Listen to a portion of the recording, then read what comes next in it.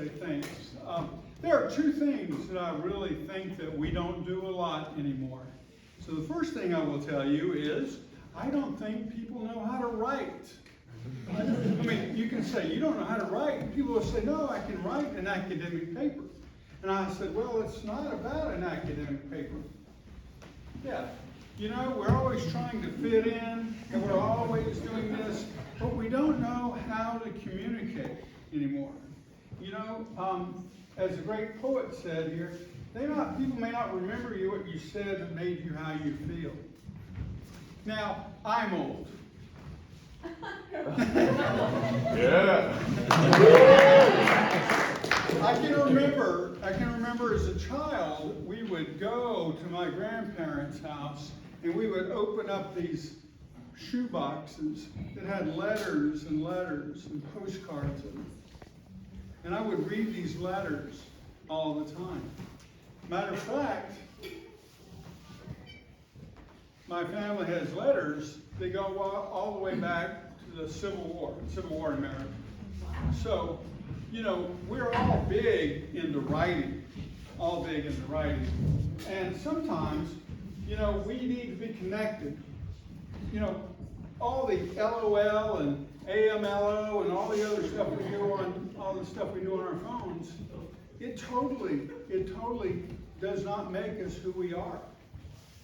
And if I could pass on anything, I like to pass on ways that we can bond together as a society, and I think that we have forgotten how to write. You know, we don't really write on a phone or the computer.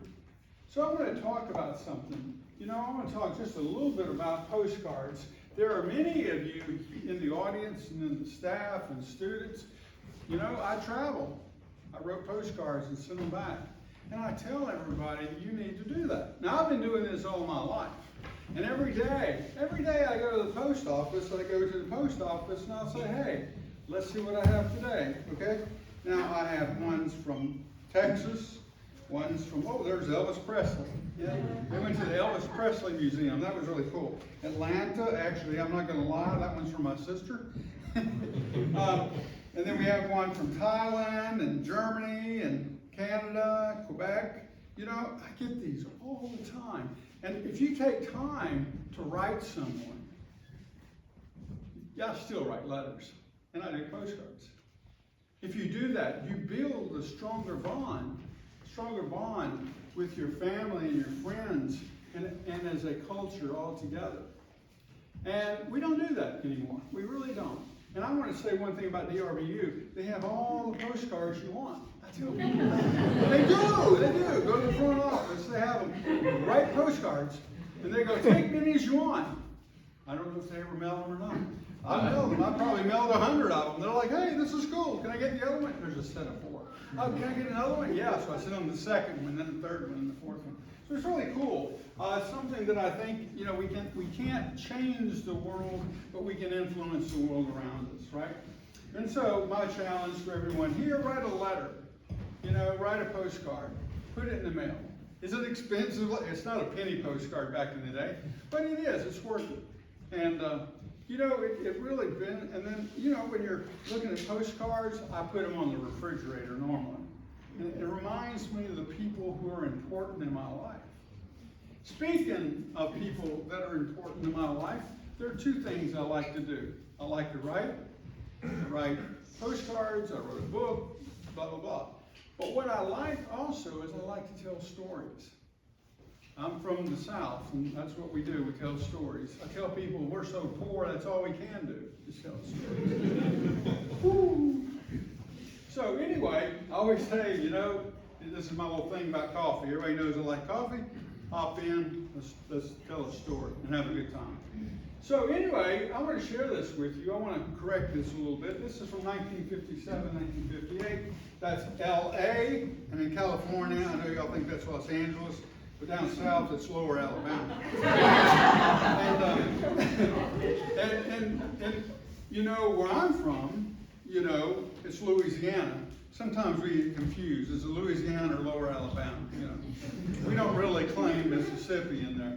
But anyway, these folks here, they're a nice couple. They met, and the man was about 10 years older than the woman, and you know, they made a good couple.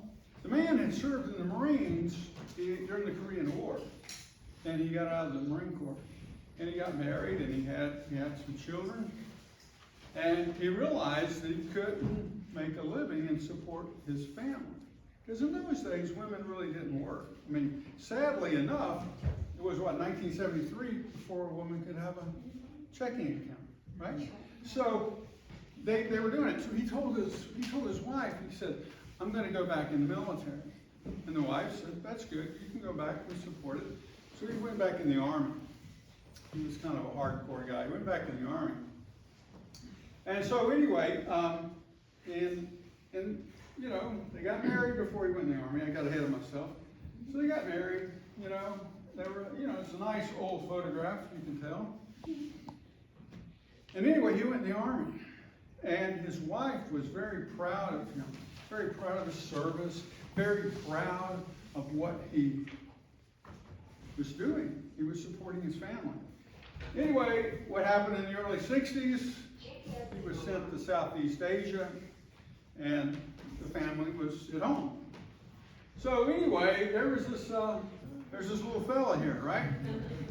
Mom was very proud of her husband, and she wanted to dress up her son in a little Army uniform, and when he come back home.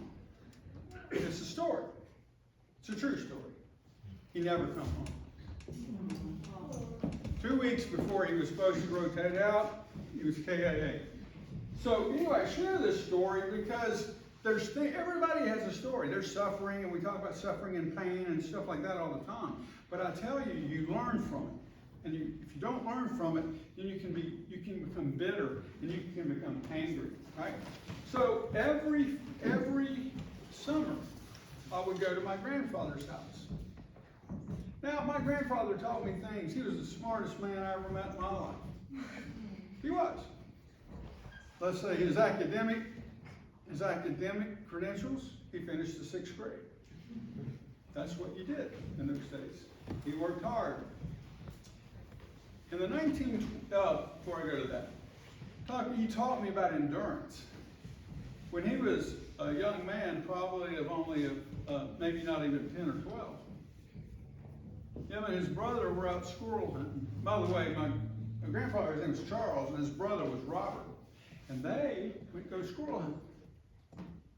They come back to the house, and his father told him, go back in the woods, do not come home. In 6 months, you can come home. 6 months later, these boys had lived in the woods by themselves. When they came back home, everybody in their family had died. The Spanish flu, as we call it, influenza. Influenza. Many people, just like COVID, we called it COVID this time around, but it was influenza in his day. He survived. Him and his brother, they got jobs, they had to raise themselves. He got a little older, and then anyway, he took a job with a place called TVA in the South, Tennessee Valley Authority. And during the Tennessee Valley Authority, they built dams to build hydropower plants. And during that time, they used dynamite and they blew the rock. Well, he got hit with a piece of rock. He lost an eye. And the government gave him some land. They said, well, there's 20 acres and you just go there. And that's all we can give you. We can't give you money. So he went there, took his 20 acres and he went there. He raised his family. He built the house and raised his family on that 20 acres. And I would go to him every year. And he was always teaching me these things you don't read in books. And we need to pass that information, pass those testaments on. Because we forget it. Generation after generation, we forget it. So that was me with him right before he passed away. He lived to be 99. And I told him, I made a bet with him. I said, I'm going to be 100. And what happens when you find somebody in your life that impacts you as much as he did me, you think they're Superman. And this, by the way, this is in Illinois. There's a big Superman museum there. But anyway, I wanted to share those two things about writing and storytelling. Everybody here has a story. Don't be scared to share it. You know, I'm married. My wife lived through a time period in her country that was very devastating. And I told her, you can talk about it. There's nothing wrong in talking about it. Just like I grew up in the poor South in the 60s. So we tell these stories. We tell these stories because we want to make sure that the future generation knows. Don't be afraid. Get off the phone in a few minutes. Write a letter. Tell the story. And with that, ladies and gentlemen, thank you for your time.